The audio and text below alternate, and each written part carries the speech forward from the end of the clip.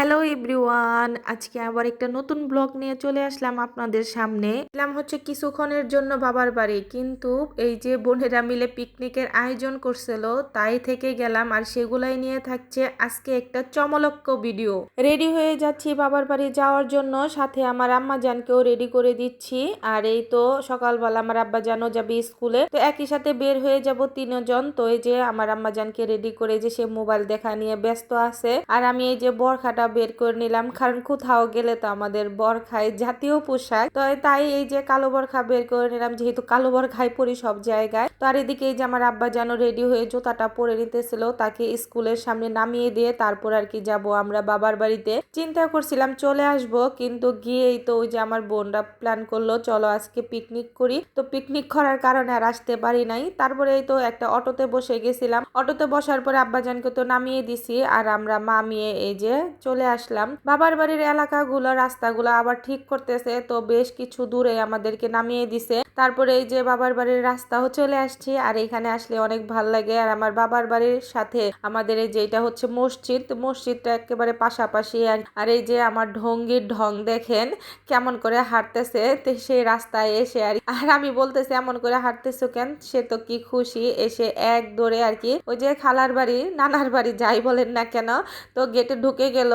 আর ঢুকতে না ঢুকতে এদিক ওদিক না তাকিয়ে ডাইরেক্ট এই যে দেখেন কি অকাজ করা বসে গেছে। এখন সে যে বালি দিয়ে খেলা লাগছে, এই হচ্ছে তার কাজ। ওই যে একটা আমাদের গ্রাম অঞ্চলে কথা আছে না, বান্ধা বাসুর আর কি ছাড়া পাইছে, সবসময় তো ঘরের ভিতর থাকে, সে এখন ছাড়া পাইছে, এই যে বালি চালি দিয়ে খেলা শুরু করে দিছে। এখন এই একদিন আর 2 দিন আর কি যতক্ষণ থাকি এতক্ষণ পর্যন্ত সে আর আমার কথা শুনবে না, আমি আর তাকে আটকেও রাখতে পারবো না, তাকে তার মতো করেই ছেড়ে দিতে হয়, কিছুই করার নাই। এই যে এখন আমি বলতেছি আর আমাকে বালি দিতেছে, আর উল্টা বলতেছে কি আমার সাথে খেলবা, আমার সাথে খেলবা। আমরা কিন্তু থাকি বিল্ডিং ঘরে, আর এটা হচ্ছে আমার বাবার বাড়ির একটা ভাঙাচোরা ঘর। দেখতে ভাঙাচোরা, কিন্তু ভিতরে আগে এক সময় অনেক সুন্দর ছিল, রাজপ্রাসাদের থেকে কোনো অংশে কম ছিল না। যখন আমার মা বেঁচে ছিল, বাবা ছিল তখন সবাই, তো আমার মা প্রত্যেকটা জিনিস নিজের আঁচল দিয়ে মুছে মুছে এত সুন্দর করে যত্ন করে রাখতো, সে মানুষটাও নাই। আর ঘর বাড়ির এই অবস্থা, এই হাল।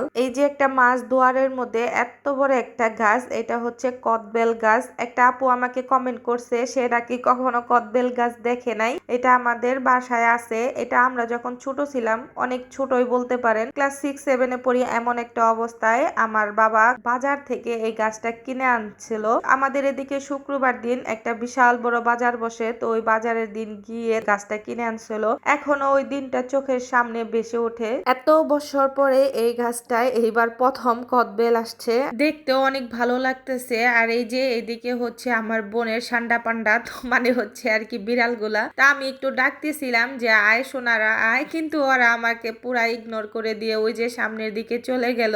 একটা হচ্ছে আমাদের সুন্দরী, আরেকটা হচ্ছে দুলদুল আর কি, দুইটা। প্রথমে তো ছিল একটা বিড়াল, তো ওই যে একটা বিড়ালের বাচ্চা হয়েছিল যে, সেগুলা এখন এই যে মাশাল্লাহ বড় হয়ে গেছে। সবাই কিন্তু মাশাল্লাহ বলে যাবেন ওদেরকে দেখে, আমার বোনের সন্তানের মতোই। আমার মেয়ে যেমন আমার কাছে, সে আমার মেয়ের সাথে তার এই যে বিড়ালের সাঙ্গু পাঙ্গুকেও তুলনা করে, তার কাছে নাকি তার সন্তানের মতো এই বিড়ালরা। কি আর বলবো, কিচ্ছু বলার নাই, যেহেতু সে এত পছন্দ করে। আর একটা জিনিস আপনাদের সাথে শেয়ার না করলেই না, আমি একটা ছোট্ট করে রিলস বানাইছিলাম। অনেকে আর কি প্রবাদে কথাটা শুনছেন, পাখি পাকা পেঁপে খায়, কিন্তু এই যে এই যখন দেখতেছিলাম পাখি পেঁপেটা খাচ্ছিল, তখন আমার ওই কথাটা মনে পড়ছিল। আর এই যে একটু ভিডিও করে রাখলাম আর কি আপনাদের সাথে, যেহেতু শেয়ার করি সবকিছুই ভালো মন্দ, তো সেটা শেয়ার করার জন্য। দেখতে অনেক ভালো লাগতেছিল জিনিসটা। কথা বলতে বলতে কিন্তু আমি অনেক কথাই বলে ফেললাম, আর ভিডিওটা শেষ পর্যায়ে চলে আসলাম, কারণ এক ভিডিওতে এত কিছু বলা এত কিছু দেখা একদমই সম্ভব না। কালকের